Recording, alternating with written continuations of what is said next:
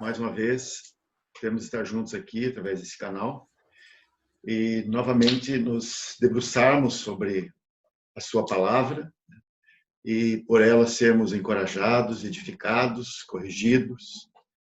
Vamos abrir, peço que os irmãos abram o Evangelho de Mateus, capítulo 13, que tem sido objeto de nosso estudo já por 3 vezes, e hoje chegamos na última parte. E, se o senhor permitir, queremos concluir, terminar esse assunto aqui. Vamos ler a partir do verso 24 de Mateus 13. Propôs-lhes outra parábola, dizendo: o reino dos céus é semelhante ao homem que semeia a boa semente no seu campo. Mas, dormindo os homens, veio o seu inimigo e semeou o joio no meio do trigo e retirou-se. E quando a erva cresceu e frutificou, apareceu também o joio. E os servos do pai de família, indo ter com ele, disseram-lhe: Senhor, não semeaste tu no teu campo boa semente? Por que tem então joio? E ele lhes disse: um homem inimigo é quem fez isso. E os servos lhe disseram: queres, pois, que vamos arrancá-lo? Ele, porém, lhes disse: não, para que ao colher o joio não arranqueis também o trigo com ele. Deixai crescer ambos juntos até a ceifa. E por ocasião, ou no tempo da ceifa, direi aos ceifeiros: colhei primeiro o joio e atai-o em molhos, para o queimar. Mas o trigo ajuntai-o no meu celeiro. Outra parábola lhes propôs, dizendo: o reino dos céus é semelhante ao grão de mostarda que o homem, pegando nele, semeou no seu campo, o qual é realmente a menor de todas as sementes, mas crescendo é a maior das plantas e faz-se uma árvore, de sorte que vêm as aves do céu e se aninham nos seus ramos. Outra parábola lhes disse: o reino dos céus é semelhante ao fermento que uma mulher toma e introduz em 3 medidas de farinha, até que tudo esteja levedado. Agora vamos ao verso 36. E vamos ler até o 53. Então, tendo despedido a multidão, foi Jesus para casa. E chegaram ao pé dele os seus discípulos, dizendo: explica-nos a parábola do joio no campo. E ele, respondendo, disse-lhes: o que semeia a boa semente é o filho do homem. O campo é o mundo. E a boa semente são os filhos do reino, e os joios são os filhos do maligno. O inimigo que os semeou é o diabo, e a ceifa é o fim da era, e os ceifeiros são os anjos. Assim como o joio é colhido e queimado no fogo, assim será na consumação desta era.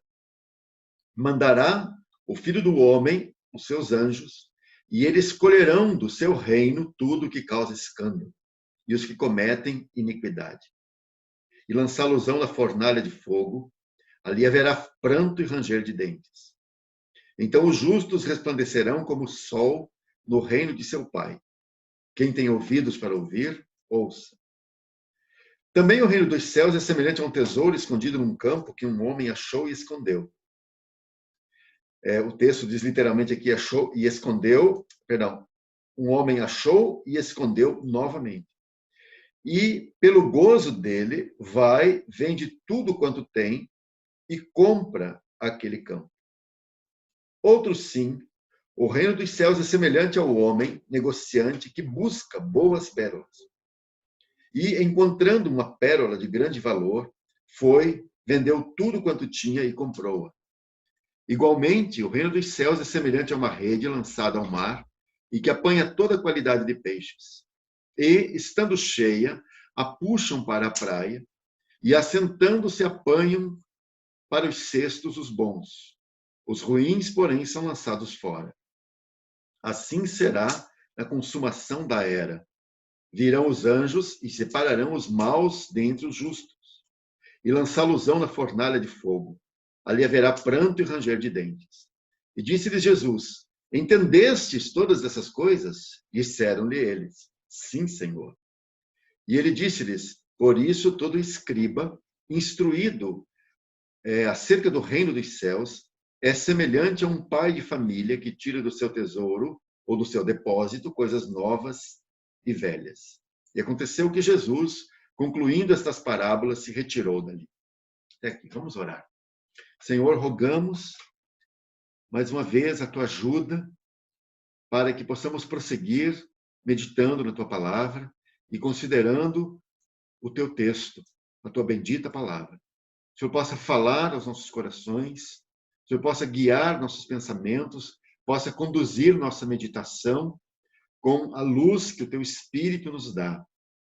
Que essa palavra possa cair em nosso coração como a boa semente, e que essa boa semente encontre esse bom coração, esse coração adequado para que ela frutifique. Rogamos a ti, no teu precioso nome, nosso amado Senhor Jesus. Amém. Nós estamos hoje aqui, com a graça do Senhor, queremos concluir, de fato, esse estudo acerca das parábolas do reino, que estão aqui no capítulo 13 de Mateus, né? E o tema geral, né, que temos, que foi dado a essa série de 4 preleções acerca do assunto, é o reino do rei ausente. Aqui, essas parábolas são conhecidas, né, como as parábolas do reino. Esse reino aqui, né, a expressão que aparece aqui é a expressão reino dos céus. Nós vimos anteriormente que essa expressão reino dos céus seria a manifestação exterior do reino de Deus, ou a manifestação visível do reino de Deus aqui na terra. Portanto, essas 7 parábolas que temos aqui nos contam, nos falam acerca do desenvolvimento dessa manifestação exterior do reino aqui na terra. Nós consideramos anteriormente a parábola do semeador, e aí nós entramos na segunda parábola, que foi a parábola, o que é a parábola do joio no campo, e aí por aí nós paramos. Então é desse ponto que nós queremos seguir hoje. Bom, a parábola do joio do campo, né, é interessante, apenas quero lembrar um ponto aí, é interessante observar que na parábola anterior, você tem a boa terra e os solos ruins. Aqui você tem a boa semente e o joio. E aqueles que acolhem a palavra do reino, conforme temos aqui, eles foram transformados em sementes de trigo e agora serão plantados pelo proprietário do campo. Nós temos a interpretação dessa parábola diretamente feita pelo Senhor, aí a partir do verso 36, de modo que nós não precisamos cavar muito nisso, porque o Senhor já nos deu a interpretação, já nos deu o significado disso. Queremos apenas tecer ainda alguns comentários a respeito. Então, o que temos aqui, conforme o que está falado aqui na própria interpretação do Senhor, é que o Filho do Homem, ele é o semeador. Portanto, o Senhor Jesus. O Senhor Jesus é o semeador que nós temos aqui. Essa é a primeira coisa que temos. O primeiro elemento, esse homem, o semeador. A segunda coisa que temos, o segundo elemento, é o campo que temos aqui. O Senhor nos diz que o campo é o mundo. Então, de modo que esse campo é o mesmo campo que foi citado na parábola anterior, quando o semeador saiu a semear, como vimos lá na parábola do semeador. E aqui nós precisamos deixar bem claro que o campo citado aqui, tanto na primeira parábola quanto na segunda, esse campo não é a igreja. O campo não é a igreja. O texto bíblico diz que ele semeou a boa semente no seu campo. Portanto, este campo é dele por direito. E é dele por direito porque é sua propriedade.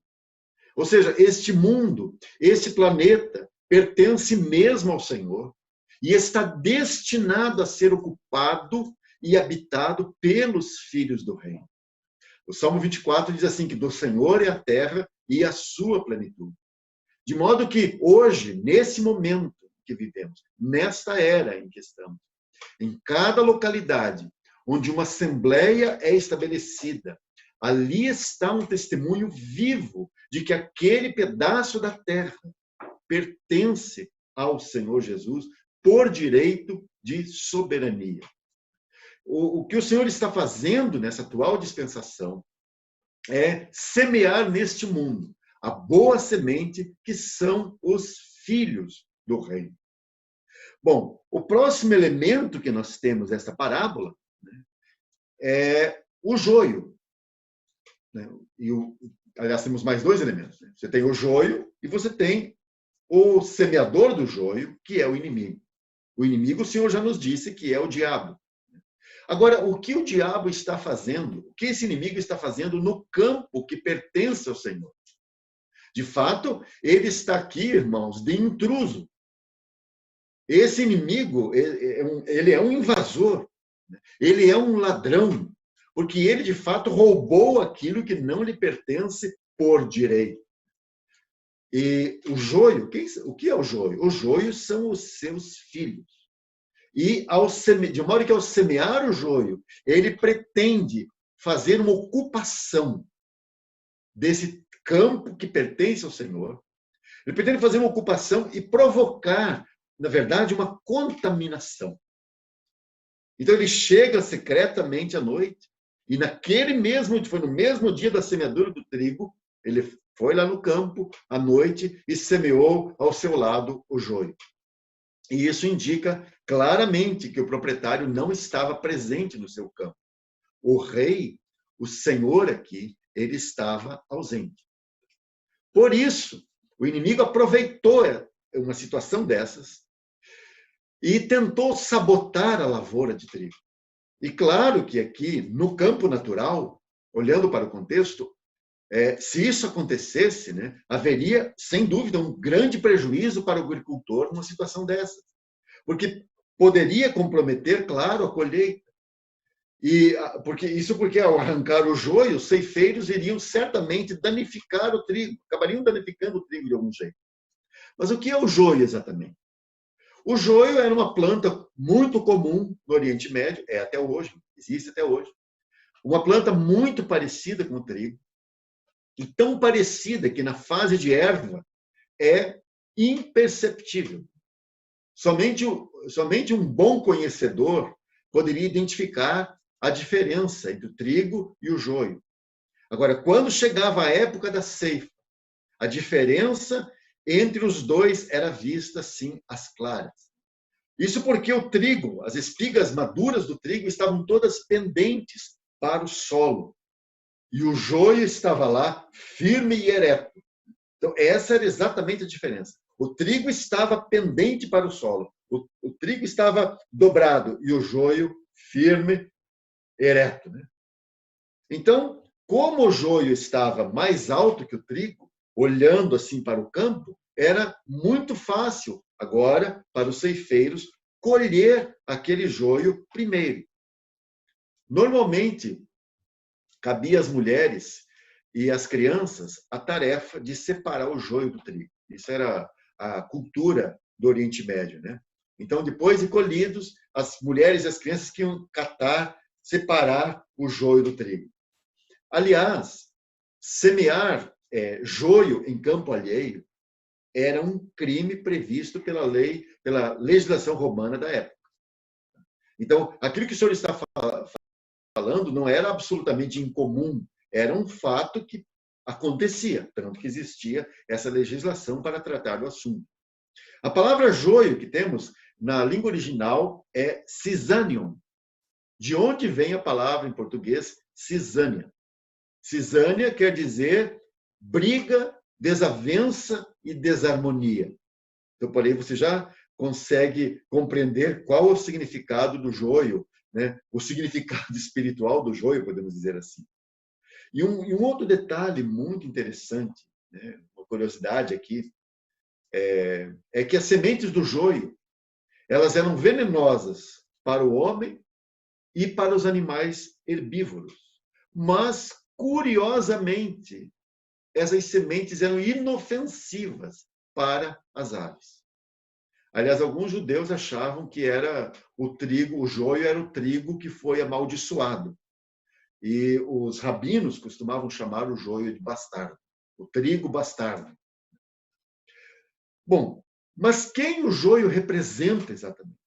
O Senhor nos disse aqui, na interpretação autorizada, né, que os joios são os filhos do maligno, ou os filhos do diabo.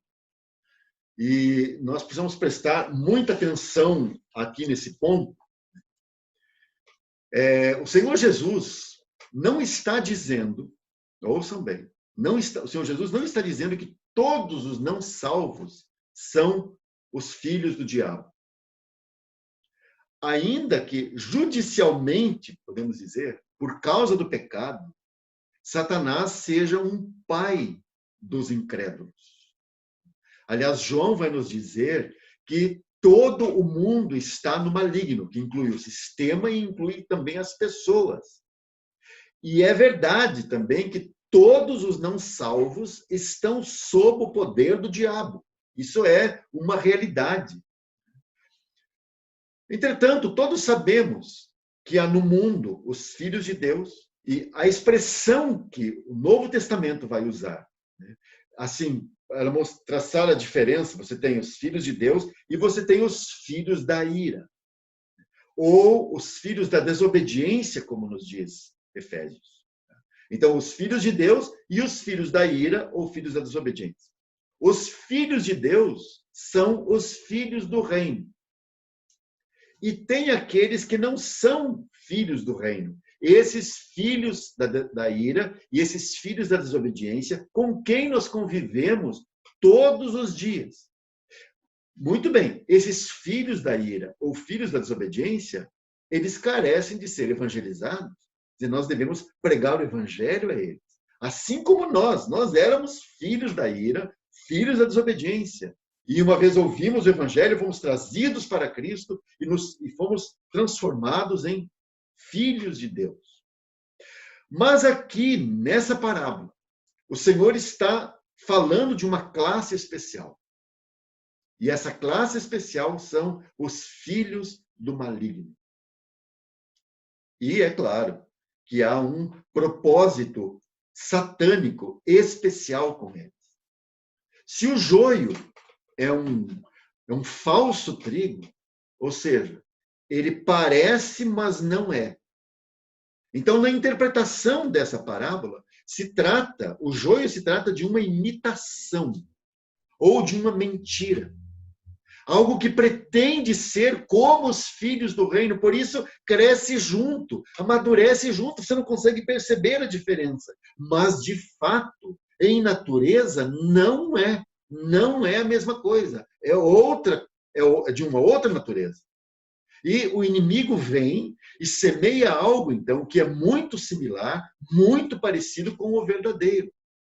Portanto, se trata de pessoas que falam a mesma linguagem dos filhos do reino, ouça bem, usam a mesma linguagem, eles usam as mesmas escrituras, eles falam sobre a pessoa de Jesus, falam sobre a sua morte, falam sobre a sua obra, mas eles querem dizer algo diferente.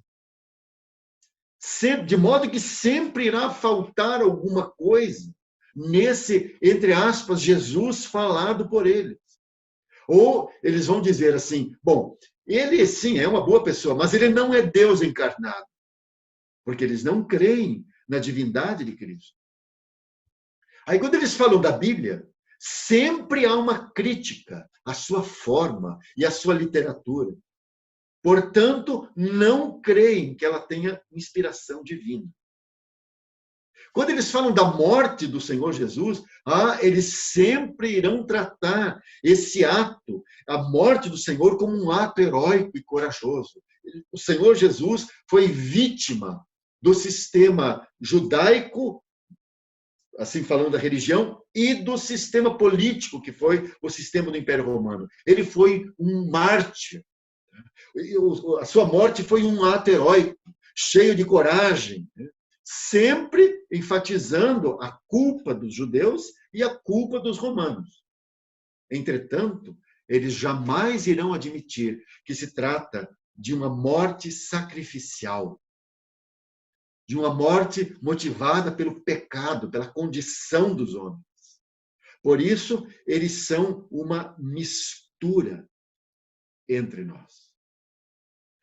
Sabem, irmãos, como eu disse, esses são uma classe, entre aspas, especial, né? Os filhos do maligno. Irmãos, desde o começo da obra de Deus nesse mundo, eles sempre estiveram por ali. Sempre estiveram no meio. Nos primeiros séculos, por exemplo, houve aquela sucessão de ataques diretos à pessoa de Cristo. Então, você tem lá, já no segundo século, terceiro século, quarto século, você tem as denominadas heresias cristológicas. Heresias que tocaram, macularam a pessoa de Cristo. Então, ora, super enfatizaram a questão de que era somente Deus, e então foi uma aparição aqui na Terra. Mas não era um ser de carne e osso, não era Deus encarnado.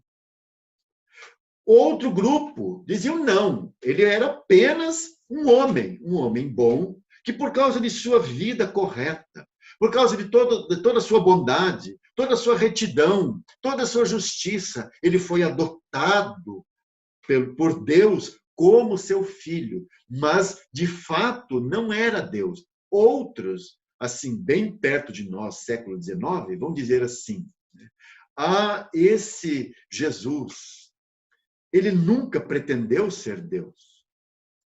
Quem o transformou em Deus foram os seus seguidores e seguem por essa história.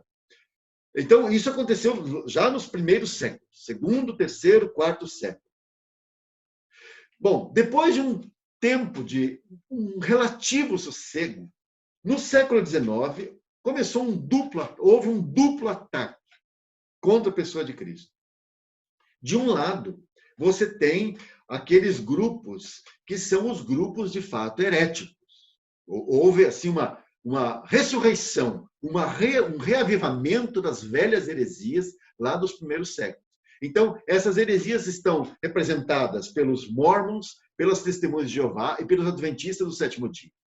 Esses grupos ressuscitaram, trouxeram de volta uma espécie de um reavivamento, entre aspas, das antigas heresias, e eles concentraram os seus ataques à divindade de Cristo. Esses três grupos tiveram e têm um certo problema com a pessoa de Cristo. Aliás, Satanás sempre está movimentando essas coisas, porque o objetivo de Satanás é sempre tocar da pessoa de Cristo. Esse que é o herdeiro de todas as coisas. Então, ou ele é só um homem bom, ou então ele é só Deus e não poderia ser um Deus encarnado. Então, essa história de que, ou essa doutrina verdadeira de que ele é homem e Deus ao mesmo tempo, isso foi tantas vezes rechaçado na história por esses grupos heréticos. Bom, isso é no século XIX, um tipo de ataque. O outro ataque foi um ataque indireto a Cristo. E esse ataque foi feito através da denominada alta crítica das Escrituras. A alta crítica das Escrituras tratou a palavra de Deus, tratou a Escritura como qualquer outro livro. E, assim, submeteram a palavra de Deus à crítica textual, a criticar como literatura e toda a história que está ali descrita na Escritura. Bom, essa alta crítica foi a que gerou a teologia liberal. A teologia liberal não considera a palavra de Deus como palavra de Deus, não considera a Bíblia como palavra de Deus. Irmãos, em último ponto, assim, em última instância, aliás, se a Bíblia não é a palavra de Deus, então você não pode confiar na história de Cristo. Então, toda a história do Filho de Deus também você deve colocar em dúvida.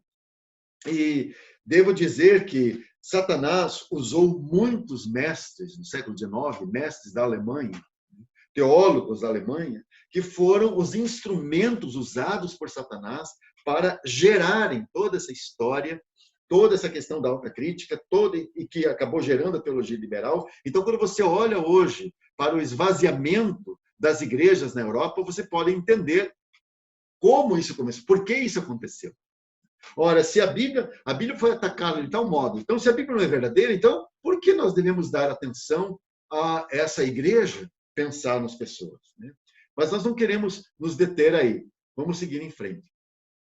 Na parábola, os servos daquele senhor foram até ele e disseram: Senhor, não semeaste tu no teu campo boa semente? Por que tem então joio? E ele lhes disse: um homem inimigo é quem fez isso.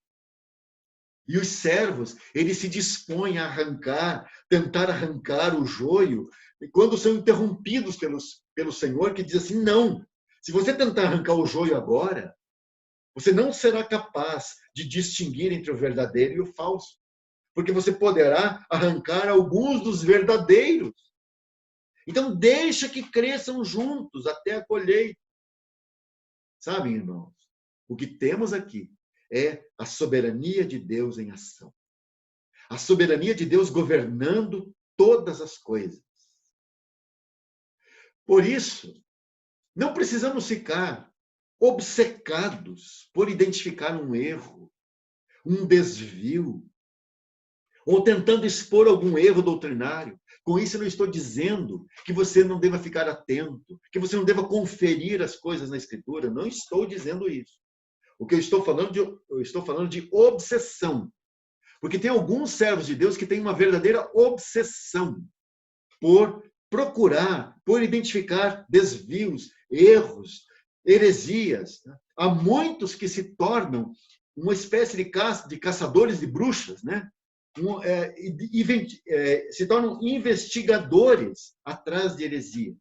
E então eles gastam suas vidas e energia tentando rastrear alguma doutrina falsa. E o que normalmente acontece é que eles acabam por condenar algum filho do reino legítimo, como se fosse filho do maligno. Então, o Senhor diz assim: deixe as coisas crescerem, deixe as coisas avançarem, e você será capaz de reconhecer quem são eles. Isso porque o mal irá aparecer mais cedo ou mais tarde. Ou seja, o processo natural do desenvolvimento do joio e do trigo irá manifestar a todos. Irá manifestar o trigo e irá manifestar o joio. Os filhos do reino, eles crescerão mais e mais, como o Senhor mesmo. Quer dizer, o seu crescimento será cada vez mais na direção do Senhor Jesus. Ou melhor, o seu Senhor crescerá mais e mais nele. De modo que eles podem dizer: já não sou eu mais quem vive, mas Cristo vive em mim. Agora, os demais, esses que são o joio, eles não crescerão como o Senhor. Eles não crescerão na direção do Senhor. Eles se tornarão, na verdade, falsos mestres.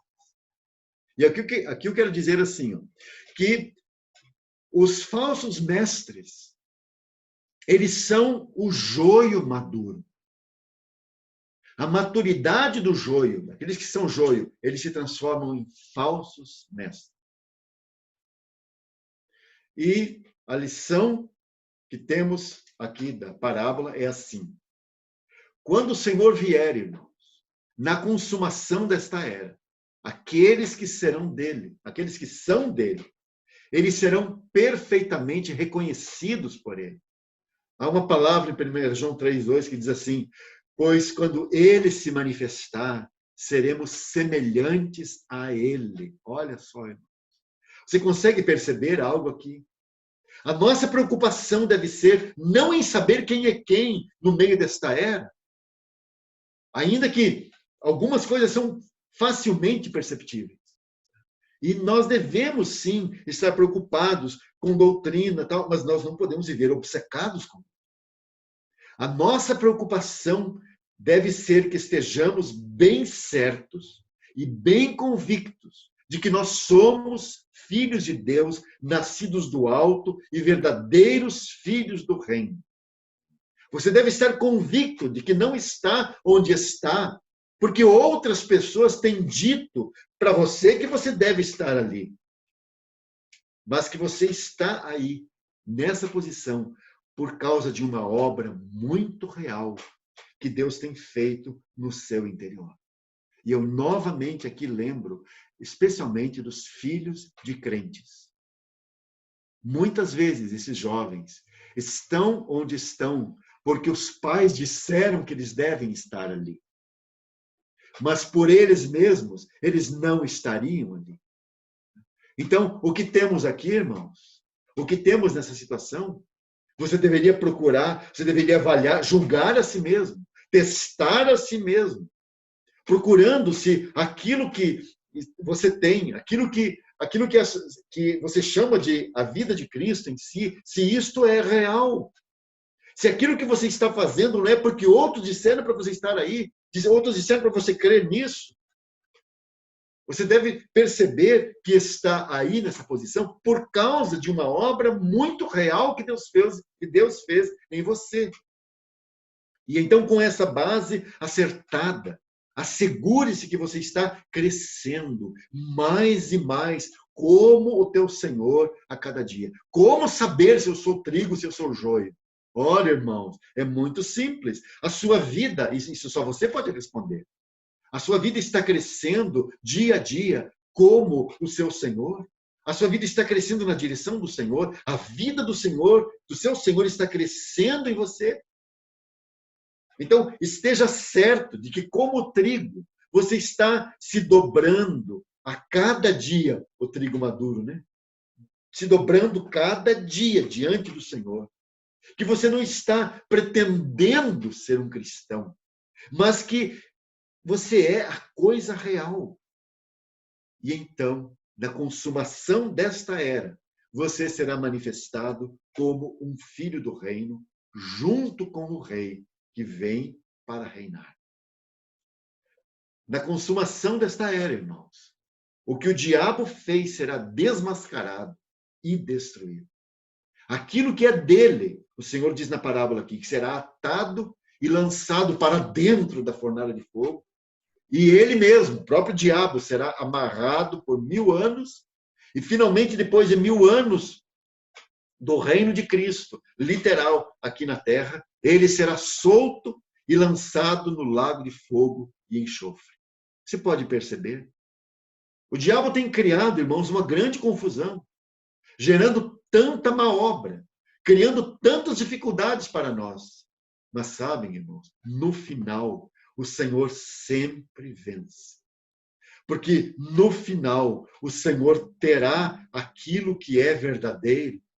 E isso é tudo o que importa. Hoje em dia, o diabo tem infiltrado muita falsidade no cristianismo, trazendo muito do que é a mentira para andar ao lado da verdade. Mas ao invés de ficarmos num caça às bruxas, vamos nos assegurar, vamos nos concentrar de que nós mesmos estamos numa posição correta, de que nós mesmos estamos num terreno correto. É isso o que de fato importará no final, porque o Senhor conhece os que são seus. Bom, essa é a segunda parábola. Então, enquanto as duas primeiras parábolas tratam da natureza dos solos e da natureza das sementes, agora chegamos à terceira e quarta parábola, que falam propriamente da aparência exterior do reino dos céus. Essas duas parábolas que temos aqui, agora a terceira e a quarta, a parábola do grão de mostarda e a parábola do fermento, essas duas parábolas ilustram uma mesma coisa. E essa mesma coisa é um crescimento anormal e artificial. Então, na terceira parábola, a figura utilizada pelo Senhor aqui era algo tão comum, que era um grão de mostarda. Por isso a parábola do grão de mostarda. E, sem dúvida, sendo a menor das hortaliças, foi muito adequada para ilustrar a fé capaz de mover montes, né? Aí mais à frente, em Mateus, capítulo 17, verso 20, você vai encontrar, né? Se você tiver uma fé do tamanho como um grão de mostarda. E também, agora aqui em Mateus 13, é usada para ilustrar o começo do reino dos céus na terra. Quer dizer, é como uma semente de mostarda. É óbvio que não se espera que na parábola a semente permaneça uma semente. Como lá no trigo, né? Nas duas primeiras parábolas, quer dizer, você espera que aquela semente germine e produza algo. Né? Que germine e se transforme na planta correspondente. Você não pode imaginar que o trigo vai virar joio, nem o joio vai virar trigo. Tá? Isso é impossível. Do mesmo modo, essa hortaliça, que é a mostarda, a sua semente espera-se que ela vai germinar e vai se transformar numa mostarda, na planta correspondente. Para isso é que o homem lançou aquela pequenina semente no seu campo. Agora, o que acontece aqui é anormal. Nesse caso, da parábola do grão de mostarda. Não se trata de notem bem, não se trata de uma semente anormal, mas de um crescimento anormal. A planta descrita aqui pelo Senhor, né, ela é uma herbácea anual, é uma planta assim que tem o seu ciclo, né, como algumas plantas que nós conhecemos, especialmente de tempero, e ela não tem mais que 1,20 m de altura. Entretanto, o que temos aqui é que essa planta sofre uma mutação e se transforma numa árvore.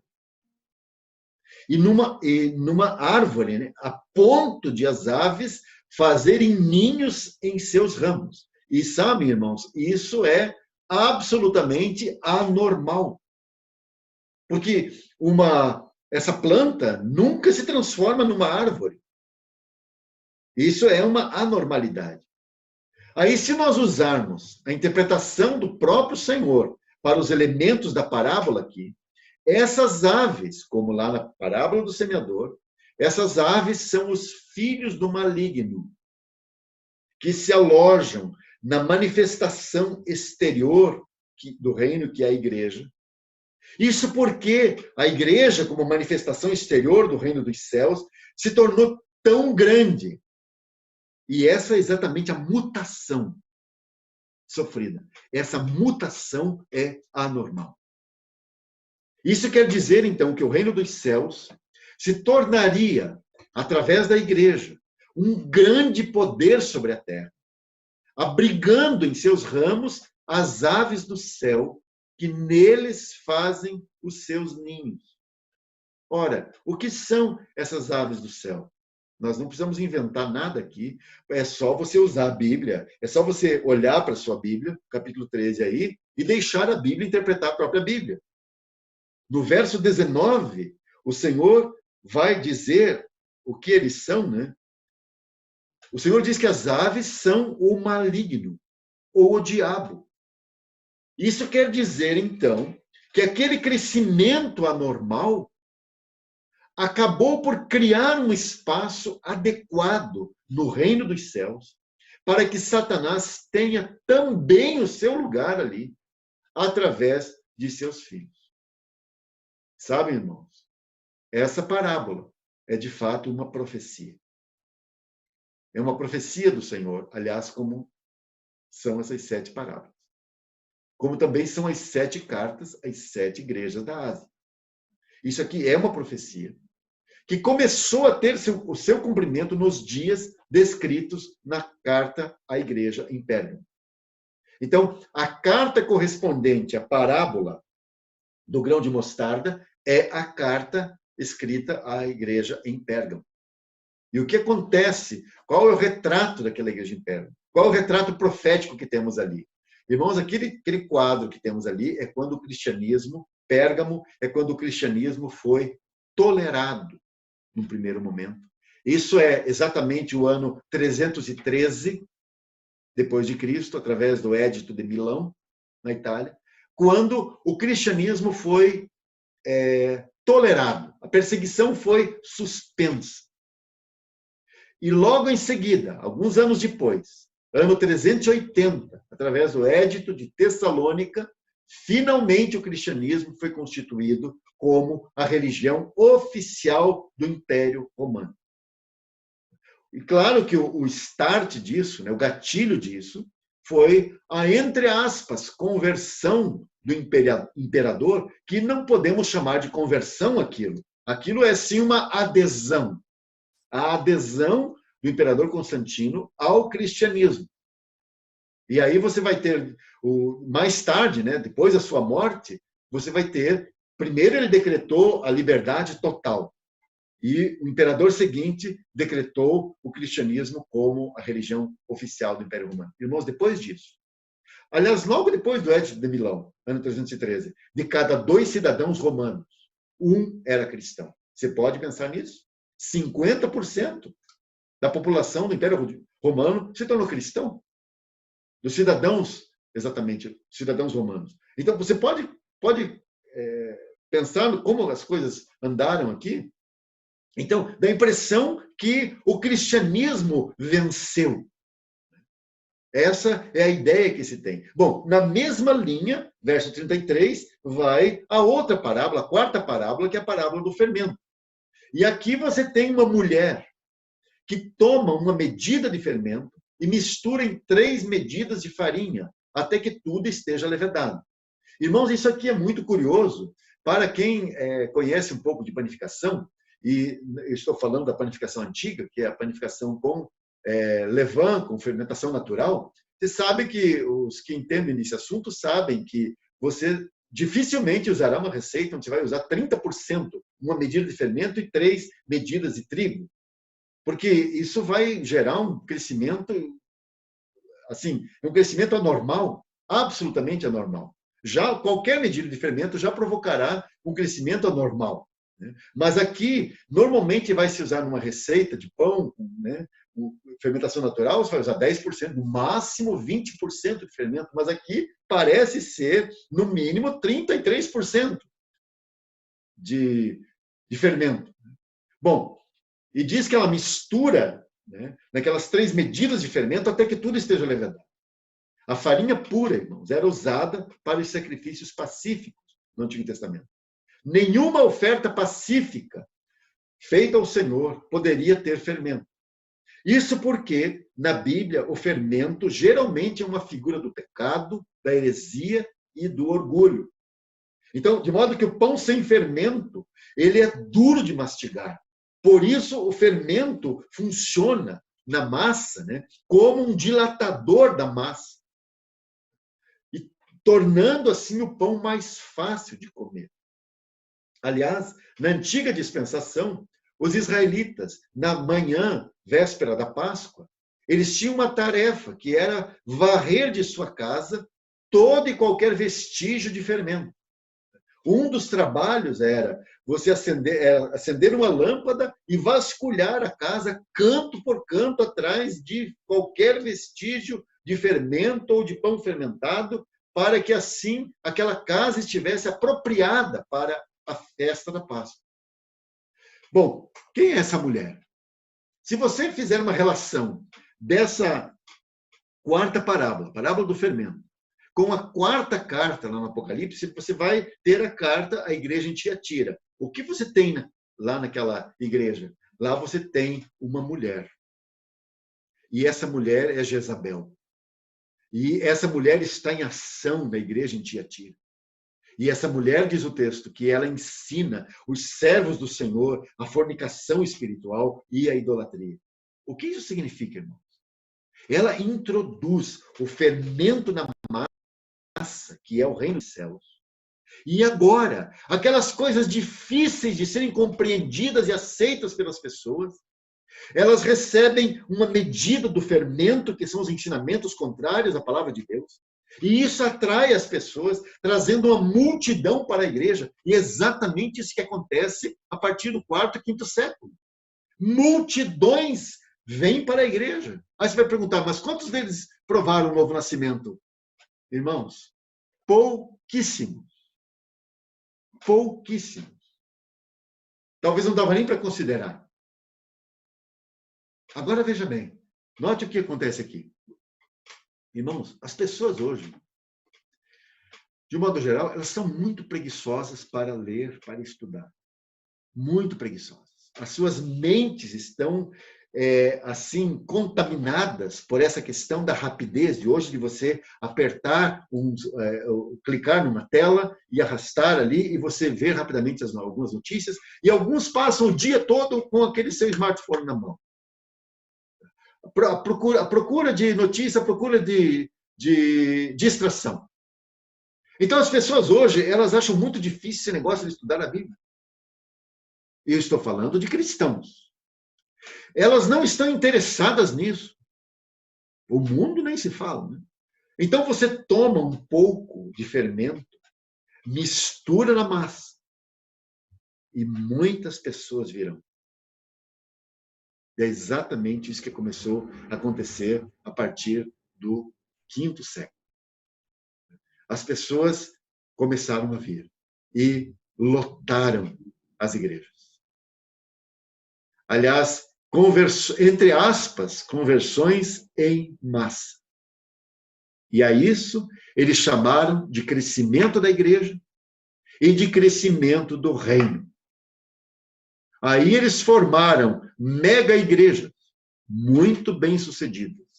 Aliás, de um ponto em diante, o tamanho dos templos se tornaria, assim, uma demonstração do poder do bispo daquela tal igreja, em tal cidade. Aliás, se você anda pela Europa hoje, você verá o testemunho, aquelas grandes catedrais são o testemunho das figuras que construíram aquelas catedrais. E são um símbolo, uma expressão do poder e da influência que esses homens tiveram. Mega igrejas, não apenas no tamanho do local onde se reuniam, mas também em números de pessoas. Irmãos, esse é o mesmo quadro que nós temos. Aliás, nós vivemos, se bem que no Brasil agora isso está quase chegando num ponto que está desgastando e cansando as pessoas. Mas nós ainda estamos no auge dessa história das mega igrejas. Igrejas muito bem sucedidas. As pessoas estão sempre atrás de números. Quanto mais gente, mais atrativo é um lugar. Porque a ideia, parece que a filosofia que tem por detrás é assim, ó, onde tem multidões é porque aquilo está certo, é porque aquele pessoal está certo, então. Se muita gente está lá é porque eles estão pregando as coisas certas. Eles acham que sempre onde tem multidões é porque aquilo tudo está correto. É porque aquelas coisas estão feitas exatamente segundo a vontade de Deus. Na verdade, eles tomaram um tanto de fermento, que é as coisas deste mundo, e introduziram na massa, que é o Evangelho, que é o reino dos céus. E aquilo inchou. E eles chamam que aquilo é a vitória, que aquilo é obra de Deus. Não é bem obra de Deus, irmão. Isso é obra do homem. Porque o reino dos céus, notem bem, ele é comparado com uma semente bem pequena. E que produzirá uma planta, né? Aquela semente vai germinar e vai produzir uma planta, não uma árvore, mas segundo é aquela semente, segundo a natureza daquela semente. Sabem, irmãos, eu acho que você já deve ter ouvido isso. Tem algumas pessoas que têm uma visão e uma interpretação muito positiva para essas duas parábolas aqui. Eles acham que a mostarda, que vira uma árvore, e a massa fermentada são um sinal da vitória do reino dos céus sobre os reinos do mundo. Então, eles creem que porque o cristianismo se tornou a religião oficial do Império Romano lá no ano 380, e o evangelho cruzou os oceanos e chegou a todos os lugares, que o mundo agora foi transformado no milênio. Aliás, essa foi uma das primeiras ideias, assim, logo que houve aquela grande expansão. Um dos defensores disso foi Agostinho, um grande servo do Senhor, mas que teve uma visão equivocada, um entendimento equivocado. E ele concluiu, juntamente com outros, ele não estava sozinho nisso, mas que o mundo agora se tornou o reino de nosso Senhor Jesus Cristo, e então o milênio começou. E durará 1000 anos, só que já passou de 1000 anos. E agora o Senhor Jesus, então, voltará no final deste milênio simbólico. Então, quando passaram-se 1000 anos, como você vai explicar isso? Não, esses 1000 anos são simbólicos. E essa história, essa interpretação perdura até hoje. Então, eles veem tudo que, assim, para onde o cristianismo se expandiu, eles dizem, vencemos os pagãos, vencemos o Império Romano. Ora, irmãos, se já estamos no reino milenar, alguém disse assim, que naquilo que o texto do Apocalipse fala acerca do reino milenar, que Satanás estará amarrado durante os 1000 anos. Alguém disse assim, então, se estamos vivendo no reino milenar, alguém esqueceu de avisar o diabo que ele deve ficar amarrado. E sabemos que Satanás não está amarrado, que Satanás continua em ação. Uma ação limitada pelo poder soberano de Deus, mas ele continua em ação. Nós sabemos disso. A menos que você coloque um óculos cor-de-rosa e você olhe para esse planeta, olhe para as coisas que estão acontecendo nesse mundo e você considere assim, não, está tudo bem. Só tem coisas boas acontecendo, eu perguntaria em qual planeta você vive, então. Olha, irmãos, se já estamos no reino milenar, então a igreja não é mais aquele pequeno rebanho de que falou o Senhor em Lucas 12:32. Olha que palavra do Senhor, não temais, ó pequeno rebanho, porque a vosso Pai agradou dar-vos o reino. O Senhor deveria dizer, não temais, ó grande rebanho. Não, mas ele vai dizer, ó pequeno rebanho. Se este mundo, se a situação que temos aqui for o reino milenar, se este reino, isso que aparece aí é o reino milenar, então o reino messiânico, irmãos, é como qualquer outro império humano, com seus crimes e seus abusos. Aliás, esse entendimento positivo do fermento como algo bom, alguns querem dizer assim, como sendo o movimento silencioso do cristianismo, influenciando as nações. Olha, esse entendimento positivo, né? Como se isso significasse uma coisa boa, é completamente fora da realidade das coisas. É só você olhar para a situação das nações hoje em dia. Olhe para as nações onde já houve o predomínio do cristianismo. Olhe para o que acontece na Alemanha, por exemplo, onde começou a reforma protestante, onde o Senhor levantou os Zinzendorf. O que você tem na Alemanha hoje, irmãos? Qual é a situação da maior parte das igrejas na Alemanha hoje? O que acontece com as igrejas no Reino Unido? Palco de grandes avivamentos, onde o Senhor fez tantas coisas, onde já houve o predomínio do cristianismo. Essas nações hoje, irmãos, são centros de disseminação das mais terríveis abominações. Aliás, faz tempo que se fala nelas, né, que eles já vivem na era pós-cristã. E eu quero te falar um dado aqui. A população cristã no mundo hoje é de cerca de um terço. Um terço dos habitantes desse mundo, ou 1 de cada 3, são cristãos. Em 1910, teve a Conferência Missionária Mundial em Edimburgo, na Escócia. E nesse ano de 1910 foi esse foi um marco histórico, uma das primeiras vezes que se falou claramente sobre um esforço mundial missionário. Um esforço missionário mundial. Em 1910, a população mundial era de 1,5 bilhão de habitantes. Naquele contexto, irmãos, haviam 600 milhões de cristãos.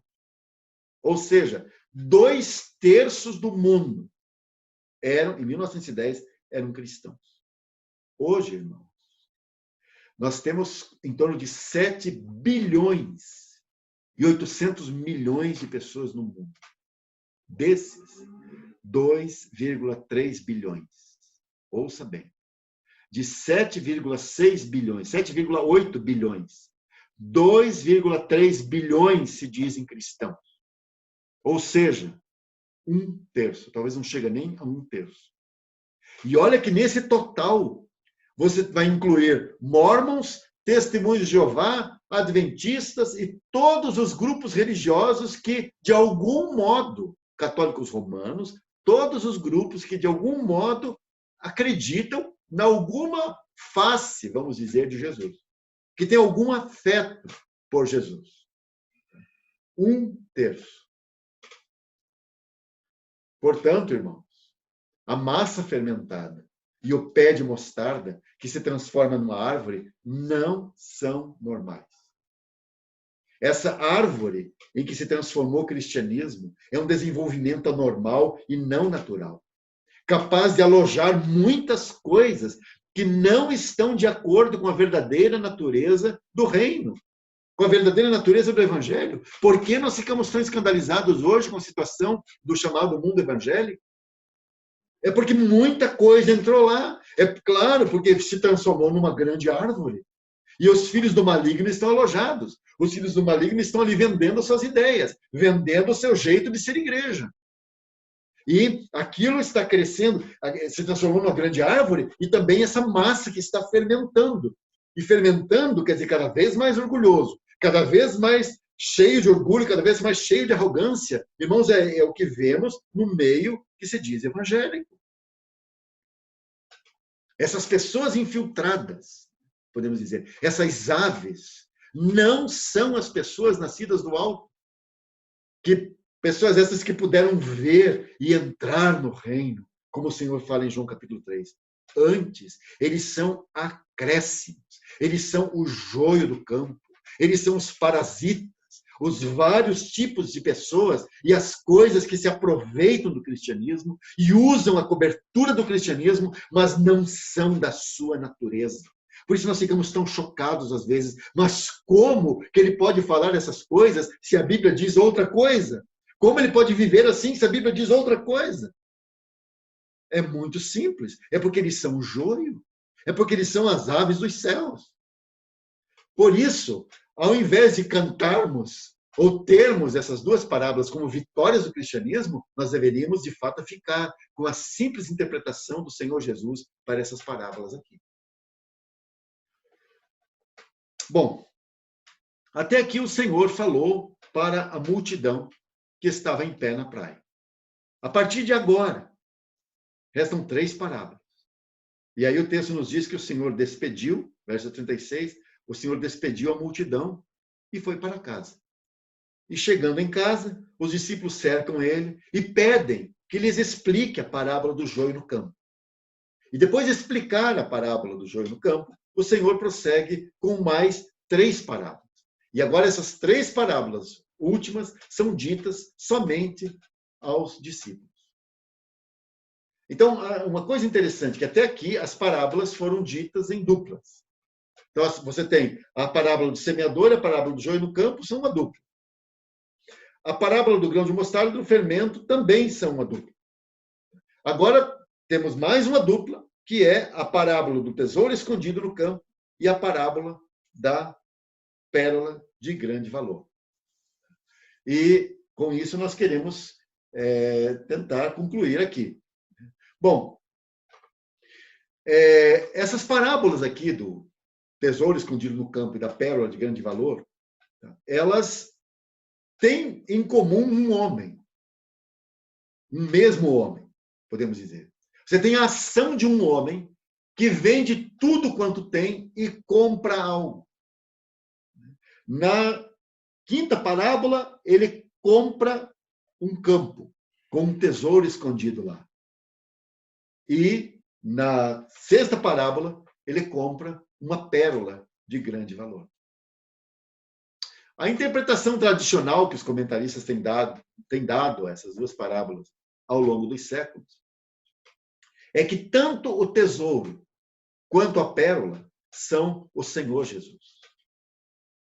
E que para tê-lo, o homem deve entregar tudo quanto tem.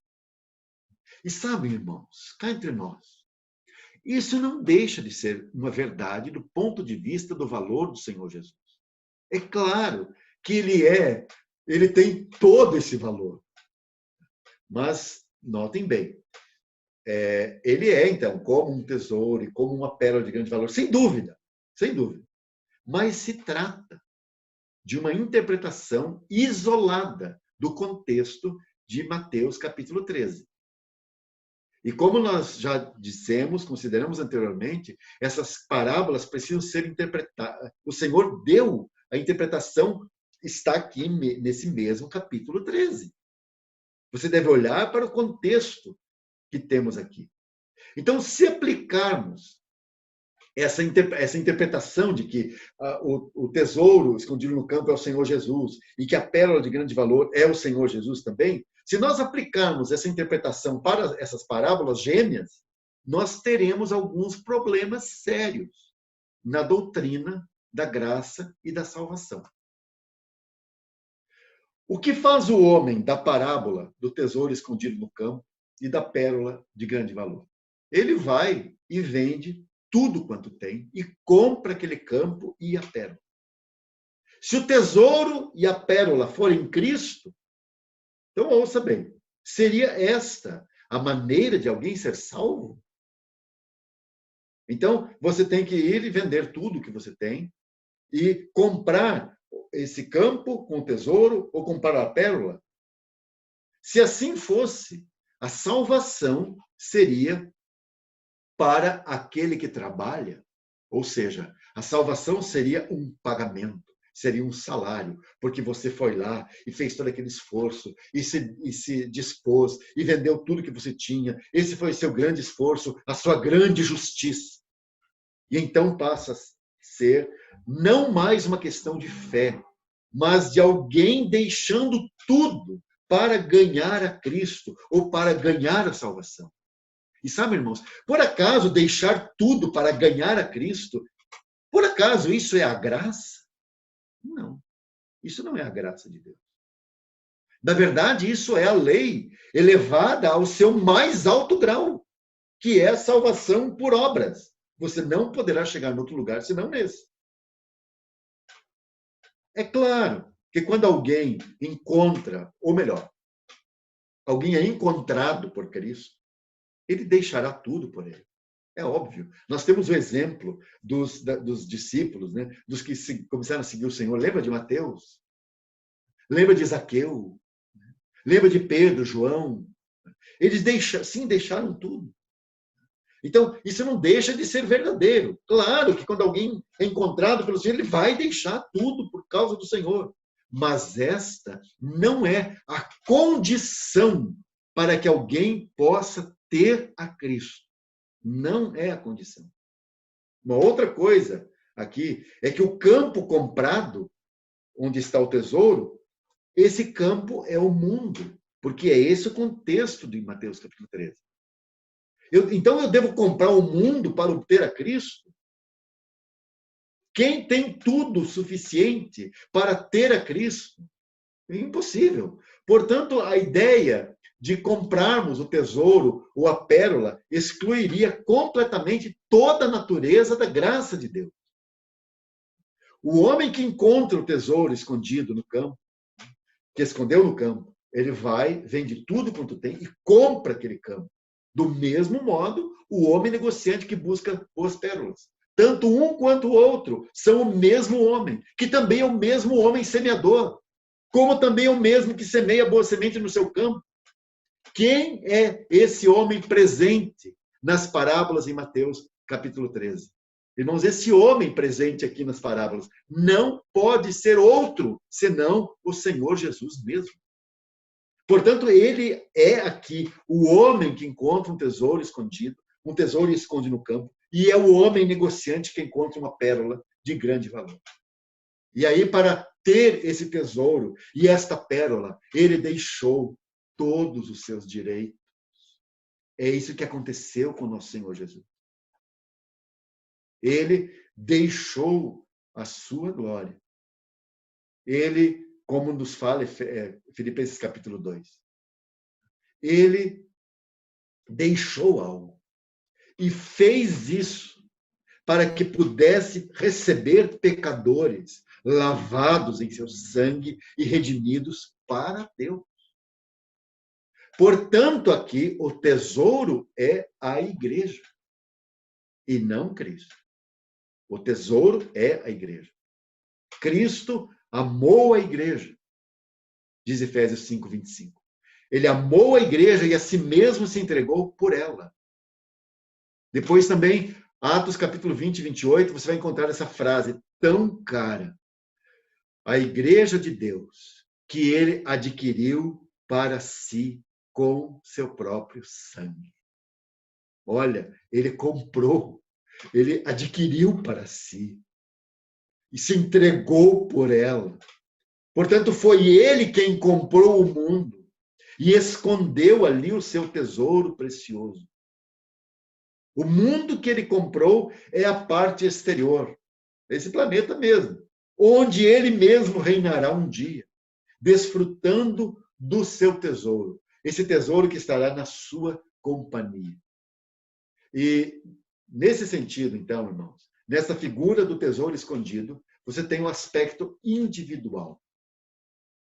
O que é um tesouro em si?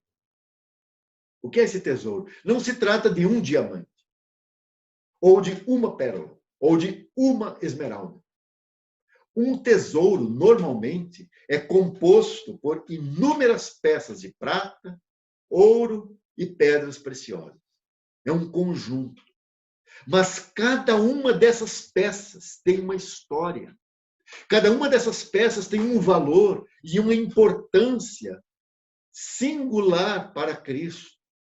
Porque cada uma delas, ele teve, assim, cada uma delas foi encontrada por eles. Cada peça dessas foi encontrada por ele. Então, tem um valor individual, tem um valor particular para ele.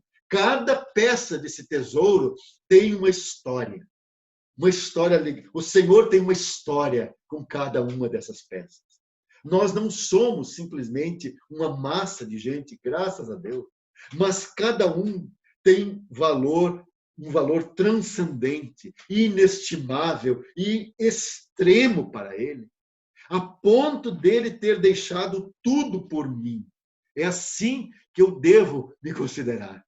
Sabe, irmãos, se só eu existisse, e você coloque-se nessa posição, se somente eu existisse, ele teria deixado tudo por mim e teria vindo atrás de mim. Porque é isso o que nós somos. Nós somos tesouros para ele. Nós somos as peças, componentes de um tesouro tão precioso. Irmãos, quão maravilhoso é isso. Que grande a graça do Senhor. Somos para ele prata, ouro e pedras preciosas. Entretanto, esta parábola, esta quinta parábola, não consegue exprimir, não exprime ainda tudo, não consegue transmitir tudo o que os santos são para Cristo. Por isso nós temos a parábola da pérola de grande valor. E aqui, mais uma vez, como já dissemos, o homem negociante é Cristo. E a pérola é a igreja. A sua amada. Sabe, irmãos, não dá para imaginar que o pecador, antes de ter a Cristo, antes de obter a Cristo, que esse pecador seja esse nobre, notem as palavras usadas no texto bíblico, seja esse nobre negociante de pérolas. Porque um pecador, ele não é um nobre. Um pecador, irmãos, é alguém que está comendo junto aos porcos. Esse era o nosso estado. Nós não éramos nobres. Nós comíamos as comidas dos porcos, irmãos. Comíamos junto com eles.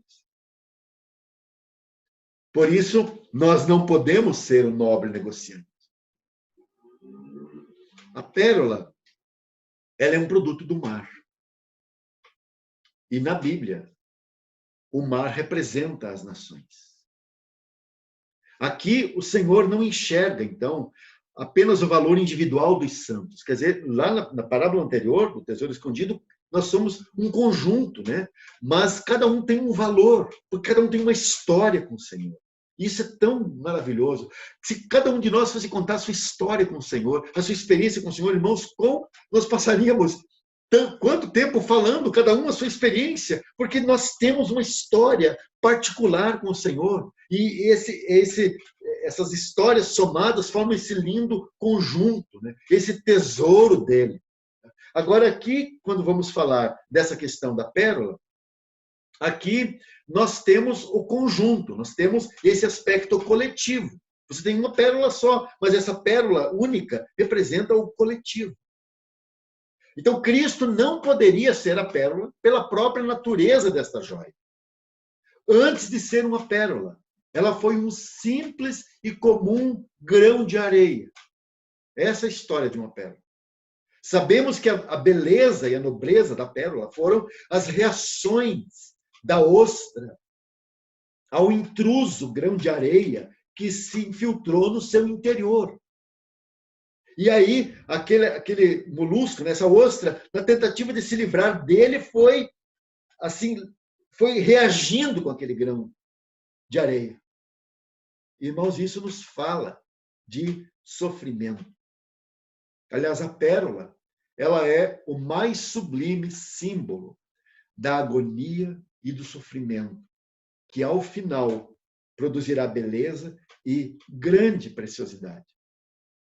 Enquanto nós estamos aqui, nós estamos nesse processo de conformação a Cristo. É aquele trabalho descrito por Paulo em 2 Coríntios 4. Vamos abrir 2 Coríntios capítulo 4, verso 8.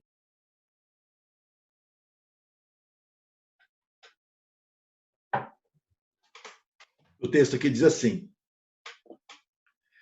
em tudo somos atribulados, mas não angustiados, perplexos, mas não desanimados, perseguidos, mas não desamparados, abatidos, mas não destruídos. Olhe bem agora, ouça bem. Trazendo sempre, não é algumas vezes, trazendo sempre, por toda a parte, a mortificação do Senhor no nosso corpo. Essa é a vida de um cristão. Para quê? Trazendo sempre por toda parte a mortificação do Senhor Jesus, para quê, irmãos? Para que a vida de Jesus se manifeste também nos nossos corpos. E assim nós, que vivemos, estamos sempre entregues à morte por amor de Jesus. Olha essa frase. Sempre entregues à morte por amor de Jesus. Para que isso? Para que a vida de Jesus se manifeste também na nossa carne mortal. Você percebe que é o mesmo motivo que foi dito anteriormente. De maneira que em nós opera a morte.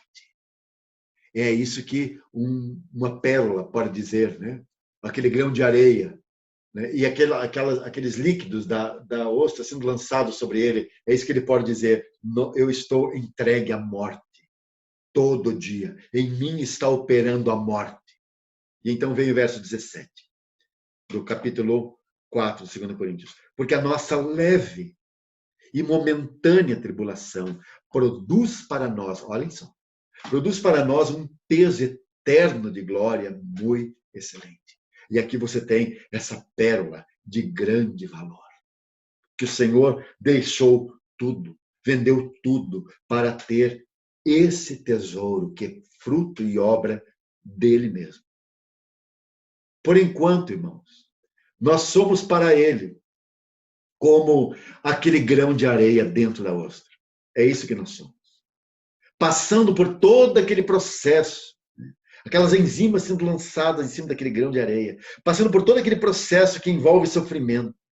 Porém, certamente, ele obterá, no final, uma pérola de valor superlativo. É isso que significa o texto bíblico. Isso quer dizer o texto original.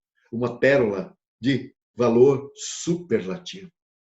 Por isso você tem Efésios 5, 27, que ele trabalha para apresentar, trabalha em nós, para apresentar a si mesmo igreja gloriosa, sem mácula, nem ruga, nem coisa semelhante, mas santa e irrepreensível. Como ele obterá isso, irmão?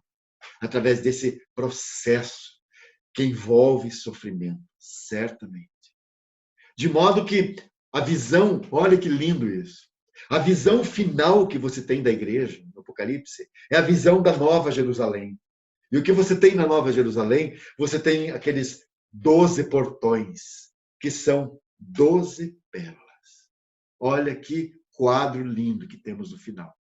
Ele obterá o seu tesouro. Ele terá e verá o brilho dessa sua pérola de valor superlativo. E, finalmente, e nós queremos nos encaminhar para o final, nós temos a última das 7 parábolas, ou dos mistérios do reino, que é a parábola da rede. O mar sempre fala das nações da terra. É geralmente a figura utilizada na Bíblia. Representa as nações. E o quadro que temos aqui dessa rede que é lançada ao mar e que apanha toda a qualidade de peixes, esse é o quadro, isso aqui é um grande arrastão. E um grande arrastão reunindo uma grande multidão de peixes ou pessoas. E aqui, novamente, nós vemos a soberania de Deus. Nós vemos a soberania de Deus ao permitir que venham pessoas de todos os tipos. Porque o evangelho assim é pregado. A rede é lançada. E vem de todo tipo. Se fôssemos nós, com toda a nossa restrição, nós certamente iríamos criar um mecanismo capaz de detectar os peixes bons e os maus. E os maus automaticamente sendo eliminados. E certamente só apanharíamos aqueles bons. E os demais lançaríamos fora. É interessante que há um paralelismo aqui, evidente com a parábola do joio do campo. Né? Você tem aqui, lá na parábola do joio do campo, você tem o trigo e o joio. Aqui você tem os peixes bons e os peixes ruins. Lá na outra parábola, você tem os filhos do reino e os filhos do maligno. Aqui você tem os justos e os malignos. Do mesmo modo, há os anjos que farão a separação entre os filhos do reino e os filhos do maligno, e entre os justos e os malignos. E também você tem o celeiro, lá no caso da parábola do joio no campo, você tem o celeiro. O celeiro é para onde o trigo será levado. E aqui nessa última você tem os cestos, onde são colocados os peixes bons. Lá no outro você tem a fornalha de fogo que recebe o joio para ser queimado. E também, onde na interpretação dessa parábola, na continuação dessa parábola, o Senhor diz que também serão lançados os peixes ruins. Bom, o que essa parábola quer dizer, irmãos? Essa última parábola nos mostra que antes do fim da era, ou antes do final dessa dispensação, haverá uma grande colheita. E essa grande colheita será como um arrastão. Sabem, irmãos, hoje, com a tecnologia disponível, é possível em poucas horas você anunciar o evangelho via satélite, chegando em todos os smartphones do mundo, bastando apenas que eles estejam conectados. Eu não sei se é assim que o Senhor planeja fazer esse arrastão. Eu não tenho certeza. Até onde eu sei, o Senhor parece preferir a presença física dos seus pescadores. Lembra que ele chamou os discípulos e falou, eu vos farei pescadores de homens? É isso que somos. Então, me parece, né, por tudo que temos no Novo Testamento, que ele prefere a presença física dos seus pescadores. Aliás, muitos evangelistas tentaram alcançar o mundo inteiro em algumas horas. Né? Houve um projeto anos atrás que tentou fazer isso e, graças a Deus, não deu certo. Um servo do Senhor tentou fazer isso. Evangelizar o mundo inteiro via satélite ao mesmo tempo. E o Senhor não permitiu que isso acontecesse, porque esse é um trabalho distribuído, esse é uma tarefa de todos os que pertencem ao Senhor. Então, me parece que ele quer mesmo essa presença física dos pescadores. Mas, como isso é um arrastão, então vem peixes bons e peixes ruins. E peixes bons e peixes ruins que conviverão na mesma rede. E conviverão nessa mesma rede até a consumação da era. É isso o que temos aqui nessa última parábola. Irmãos, o Senhor termina esta série de parábolas com uma pergunta aos discípulos. E essa pergunta está lá no verso 51.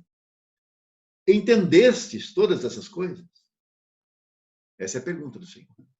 Esse verbo entender aparece 6 vezes aqui no capítulo 3. Aliás, essa foi a preocupação dos discípulos com a multidão. logo depois da primeira parábola, por isso a pergunta deles, por que lhes falas por parábolas? Mas agora a pergunta é feita para eles. Vocês entenderam todas essas coisas? Mas, irmãos, de qual entendimento o Senhor está falando aqui? Seria dos elementos naturais das parábolas? Óbvio que não. Os elementos naturais eram muito conhecidos por eles porque era o seu dia a dia, era o seu contexto. O Senhor está falando, então, do entendimento espiritual. A questão para nós, nessa pergunta do Senhor aos discípulos, é o que nós temos em nossos corações? O que tem sido revelado a nós pelo Espírito Santo de tudo que ouvimos aqui? Não apenas o que ouvimos aqui, onde compreendemos o desenvolvimento do reino dos céus na terra, essa manifestação exterior do reino de Deus. O que, não apenas isso, mas o que nós entendemos da Escritura? Será que a palavra de Deus tem sido, de fato, uma fonte de vida para nós? Ou tudo que nós conseguimos absorver é apenas alimento para o nosso cérebro? É apenas um exercício intelectual? Irmãos, essas 7 parábolas, esse capítulo 13, a grande lição espiritual é aqui. Qual entendimento você tem? O entendimento que você tem é apenas um entendimento natural? Sabe, irmãos, os discípulos dizem assim, sim, nós entendemos, Senhor, eu duvido que eles haviam entendido. Eles não entenderam coisa nenhuma. Como nós também não entendemos tantas coisas. Então, se nós não entendemos, e é óbvio que a nossa mente é tão limitada, você pode ter um grande cérebro, pode ter uma grande cabeça para entender outras coisas, as coisas deste mundo. Para você entender a diferença entre o joio e o trigo, a diferença natural. Para você saber quais são os peixes bons, os peixes ruins, você pode ter um grande cérebro para entender e distinguir essas coisas. Mas você entende você tem entendimento espiritual dessas coisas? Você tem entendimento das coisas que você lê? Ora, irmãos, esse capítulo 13 é um grande chamado para nós, seus filhos nesse tempo. Nós devemos, sim, rogar ao Senhor, Senhor, faça-me entender. Abra os olhos do meu coração. Isso irá demonstrar a Ele que você quer se envolver com Ele e com as coisas dele. E sabem, irmãos, se você buscar, se você dispuser o seu coração a buscar essas coisas, a buscar esse entendimento espiritual, a dizer, Senhor, eu não estou entendendo. Eu não entendi, Senhor. Eu não entendo tua palavra. Eu careço que o Senhor me abra os olhos. Irmão, Ele abrirá os seus olhos. Porque é o seu prazer te conceder luz, nos conceder luz acerca da sua palavra. Quão precioso é isso. Que o Senhor possa seguir falando aos nossos corações. Que esse capítulo 13 possa ser ainda ricamente estudado por mais irmãos, como outros irmãos já estudaram e já falaram. Nós temos tanta riqueza aqui. Que o Senhor possa seguir falando, que você, estudando esse capítulo 13, possa descobrir mais coisas e tantas coisas, e assim nós tenhamos tanta riqueza espiritual.